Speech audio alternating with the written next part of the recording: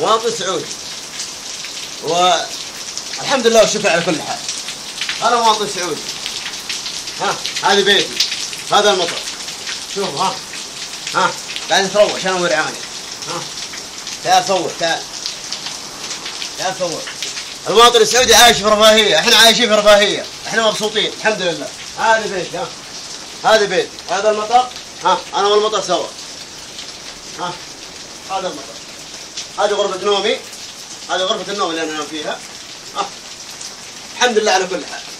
مواطن سعودي عايشين في رفاهية، احنا عايشين في رفاهية من فضل الله سبحانه وتعالى.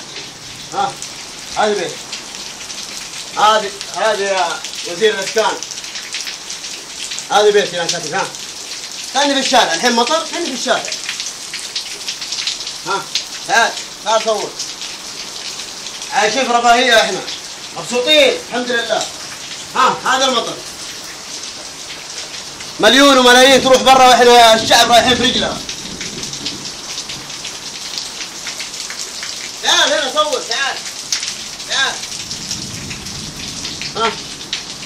هذه غرفة الجلوس اللي يقولوا عليها. شايف؟ مواطن سعودي مبسوط. أنا خالد علي الشمراني، ما أقول له حسبي الله ونعم الوكيل. هذا أولادي. مواطن سعودي عايشين في رفاهية، مبسوطين احنا. شوف وين جالسين. طالع. صور هنا. ذا المواطن السعودي، ملايين تروح وملايين تجي، واحنا طال عمرك ذابحنا الجوع. ليش؟ على حساب من ذا الكلام؟ وين الناس؟ كل ما قدمنا عليهم قالوا انت ما تستحق، انت ما تستحق. انا ماني مواطن، انا مو من حقي اعيش في البلد ذي. انا مو من حقي يعطوني حقوقي. اقل ما فيها يعطوني بيت يا اخي انستر فيها. انا والورعان. صور هنا. خليهم يعرفون المواطن السعودي عايش في رفاهية. رفاهية مين يا عم حمزة؟ رفاهية مين؟ الا عايشين بذل ورايحين رجله. ما اقول حسبي الله ونعم الوكيل، بس حسبي الله ونعم الوكيل. صور خلي العالم تعرف احنا مواطنين بلا مواطنة. كاني بالشارع. حسبي الله ونعم الوكيل. حسبي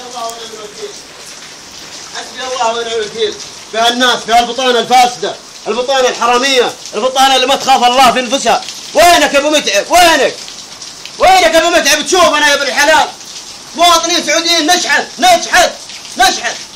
اتقوا الله في انفسكم. هذه غرفة نومي، وهذه بيتي، وهذه انا والمطر.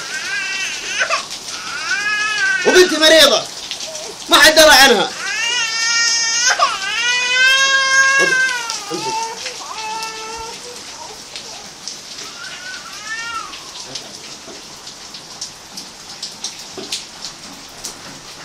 ارفع